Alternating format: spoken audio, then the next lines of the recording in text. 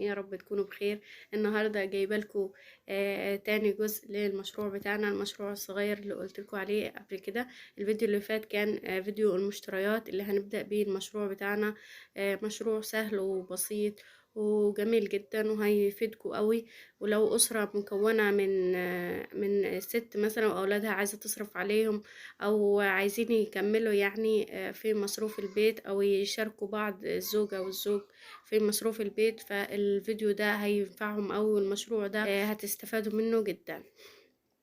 يلا نبدأ مع بعض الفيديو علشان ما اطولش عليكم في المقدمة. احنا فيديو المشتريات الحلواني انا نزلته لكم بالاسعار. طبعا الاسعار ولعت جدا، بس احنا هنعمل مشروع صغير كبداية يعني. مش هيكلفنا 200 جنيه. 200 جنيه دول هيزيدوا يبقوا 400، يبقوا 600، فالمكسب هيزيد طبعا معانا واحدة واحدة. اول حاجة طبعا انا قلت لكم فيديو المشتريات بتاعي. انا كنت جايبه البيض والفانيليا والمحسن الجل والدقيق الاسبونج، كله ده انا قلت لكم على اسعاره بالتفصيل. ارجعوا للفيديو اللي قبل ده هتستفادوا كمالة الفيديو ده. هنبدأ الفيديو. طبعا انا عندي ربع كيلو دقيق اسبونج، عليه 3 بيضات، والاحسن يكونوا 4 علشان يديني قوام هش وفاتح يعني وتقيل وكمية اكبر.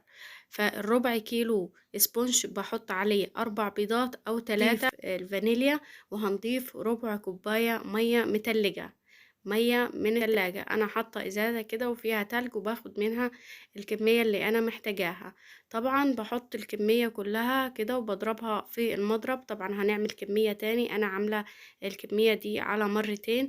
هنعمل الكمية التانية وهنضيف معلقة كاكاو، معلقة كاكاو خام على الخليط. هقول المقادير تاني. 3 بيضات او 4، معلقة محسن جل، ربع كيلو من الاسبونج اذا كان فانيليا او شوكولاتة.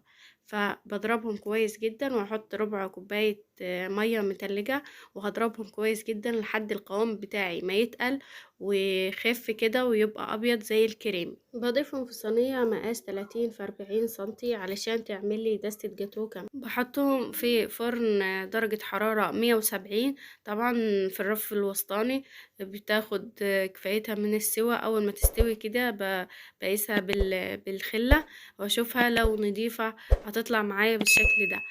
طبعا بعد ما تستوي هنعمل الكريمة. طبعا ما احبش ان الكريمة تتعمل وتتحط في الفريزر او في التلاجة، علشان بتعمل فقاعات كده، مش بتبقى ملسة ولا متساوية على التورت والجاتوهات. بعد ما تخرج من الفرن هنعمل الكمية بتاعة الكريمة اللي انا محتاجاها. انا هحتاج كوباية كريمة خام طبعا بدون سكر، وهحتاج كوباية مية متلجة برضو ساقعة فيها تلج، ومعلقة باستر كريم، لو مش موجود يبقى معلقة لبن بودر. طبعا زي ما تحبي، ممكن ما تضيفيش ولا لبن ولا باستر كريم، بس ده بيعزز الطعم كده وبيخلي مذاقه جميل. و3/4 كوباية سكر تكون مطحونة، يعني ما يكونش اللي هو السكر الخشن بتاعنا اللي هو الاصفر ده، يكون ابيض شوية. طبعا بضربهم كويس جدا. عارفين طبعا قوام الكريمة اول ما تعمل زي المنقار كده او تتقل بالشكل اللي احنا شايفينه ده، خلاص كده. بقشر الوش بتاع الكيكة بتاعتي بعد ما تخرج طبعا من الفرن. هطفي عليها النار واسيبها شوية علشان ما تهبطش او ما تعجنش. بعد ما تخرج من الفرن بالشكل ده بقشر الوش، بعدين بضيف عليها السيرم. طبعا السيرم زي ما تحبي، ممكن كوباية سكر وكوباية مية بغليهم على النار، ونقطة كده فانيليا او ليمون او اي حاجة. السيرم طبعا العادي بتاعنا، وممكن لو عندك عصير، عندك حليب، ممكن تحطي له معلقة سكر وعادي، يعني ممكن تسقي بأي حاجة تسقي التورتة او الجاتو بتاعنا. طبعا زي ما احنا شايفين انا سقيت الكيكة بتاعتي، وبعدين حطيت الكريمة، بعدين حطيت الطبقة التانية، وبعدين حطيت الطبقة التالتة. طبعا قبل ما اقول لكم في موضوع الطبقات، انا قسمت اللي هو 40 سنتي في 30. قسمت من ناحية 40، قسمت 4 قطع. بحيث انه تكون القطعة 10 سنتي، 10 في 30. هيطلع معايا 2 من اللي هو الشوكولاتة ده و2 الفانيليا زي ما احنا شايفين كده. وبحط الكريمة وبسويها، وبعدين بالسكرابر المشرشر وبعمل اشكال كده من فوق بتديني منظر جمالي شيك كده وحلو زي اللي بنشتريه من بره. طبعا زي ما احنا شايفين ده الجزء اللي هو بالفانيليا بسقيه بالسيرم، وبعدين بحط الكريمة البيضة. طبعا الكريمة انا قسمتها نصين، نص حطيته فانيليا ونص شوكولاتة. النص الفانيليا على الفانيليا والشوكولاتة على الشوكولاتة، وزينتهم بالشكل ده بعد ما عملت الطبقات. عملت بالسكرابر المشرشر وبقى بالمنظر اللي احنا شايفينه ده. طبعا التزيين ده على حسب راحتك انتي، انا هعمل تزيين بسيط جدا علشان ما يكونش مكلف معانا، وتكون الحاجة بسيطة وتجيب تمنها. طبعا زي ما احنا شايفين انا مش هجيب غير الكريز والشوكولاتة اللي هي مدورة دي والفارماسي والجيلو الشوكولاتة. مش هعمل تزيين كتير يعني علشان على قدنا كده ما يكونش مكلف بالنسبة لنا.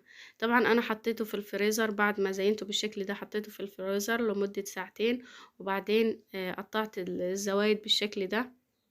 طبعا بشيل قطعة رقيقة جدا علشان حجم الجاتو بتاعي ما يبقاش صغير بالشكل ده.